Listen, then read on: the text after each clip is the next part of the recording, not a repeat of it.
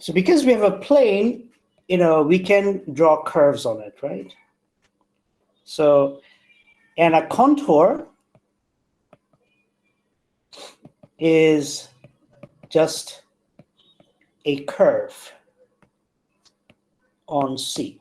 Okay, it's a curve that is continuous. It's not a so if lambda or gamma is a contour, so you can think of it as a map from some interval into the complex plane. Okay, more specifically, gamma is a map from the interval. Say, let us parameterize the interval by t, and it's between a and b, and usually interval means it's an interval of real number, right? So this the parameter is real. So this map takes me to a number z, which is a function of t, which is a point on the complex plane, right? So let me draw some examples of this. So for example, this is a curve. This is a contour. And what I'm saying is that the value of t here is 0, and so the t here is 5, right? So t1, t2, t3, t4, t5, so this is 6, okay? So something like this. So a contour can be closed and or open. Okay, so this is one contour.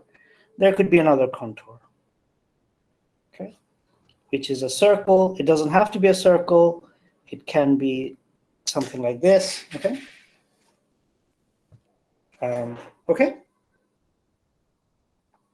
And usually the contours, we don't consider contours which are self-intersecting. So what is a contour integral then? So a contour integral, suppose you have a holomorphic function f of z is, say, holomorphic on some contour, meaning that it does not blow up. Yeah, so when we say holomorphic, we also mean it's non-singular. Okay. So then what we can do is then we can say, okay, let's do this integral. So we have a contour and it's parameterized by some real number t, and the real number t takes values between a and b. So what we do is that we evaluate that function f as a function of t, which is of course a function of z, which is of course a function of t, and multiply that by the derivative of the contour of dt. And so these are functions that we can calculate, right? And then we integrate this thing over dt. So this is basically what it means to be a contour integral. But there's a shorthand way of writing it. And the shorthand way of writing it is to write the name of the contour on the integral sign. So this is a definition.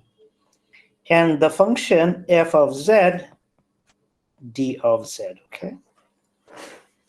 So what this means is that we are taking the function f of z, say, on this contour, and then evaluate and integrating it over all these values of z, okay?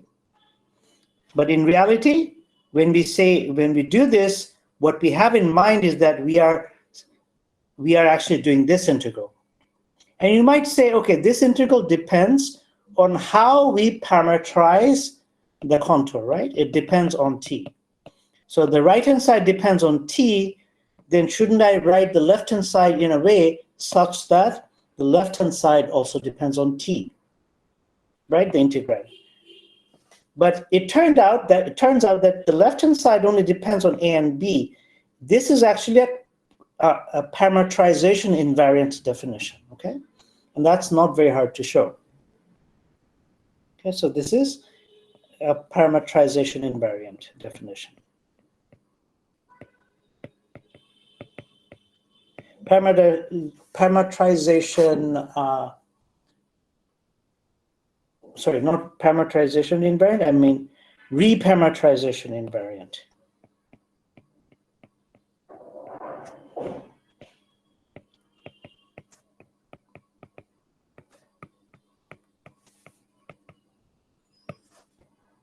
So what do I mean by that? So suppose that you define a new function, a new parameter, such that S is a function of T.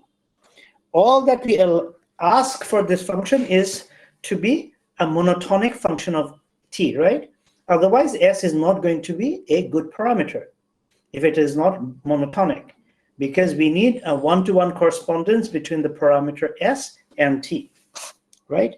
And then you can say that, okay, what was d lambda by, say, dt, you can show that this is the same thing as d lambda of ds, okay?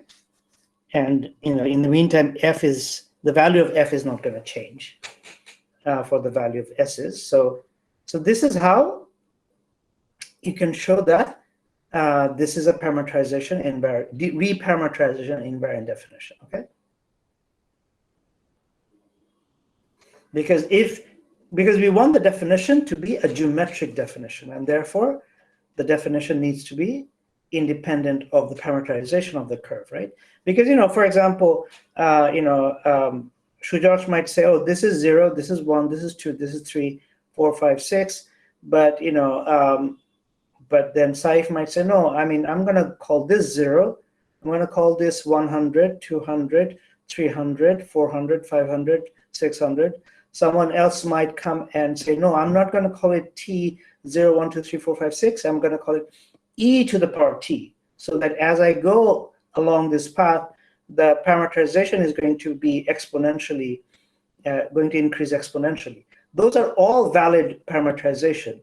But of course, we want the contour integral to be independent of all these different ways of parametrizing this curve, and this definition ensures that that is the case. Okay. So the T doesn't really matter here.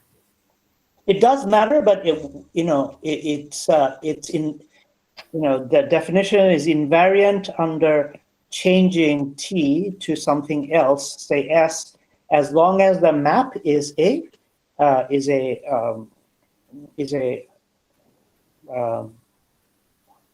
well-defined monotonic map. I see. Okay. It's a little bit like Fahrenheit and Fahrenheit and Celsius and stuff like that, right? The physical result should not depend on what units you use. So it's like scaling. Yeah, it's like you can do scaling. It can be, yeah, exactly. So, I mean, yeah, sorry?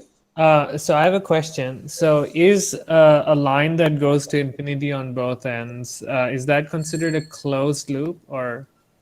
Oh, yeah, that's a very good question. Yes, it is, because usually, we deal in complex analysis, we don't just deal with C, we actually deal with C union the point at infinity. And that gives rise to topologically a sphere, which is called a Riemann sphere. Okay, so so the point, the origin z equals to 0 is mapped to infinity by this map. So if this goes this way and this goes this way, then essentially you can actually, you have to specify what they do at infinity, but yes, they will meet up at infinity.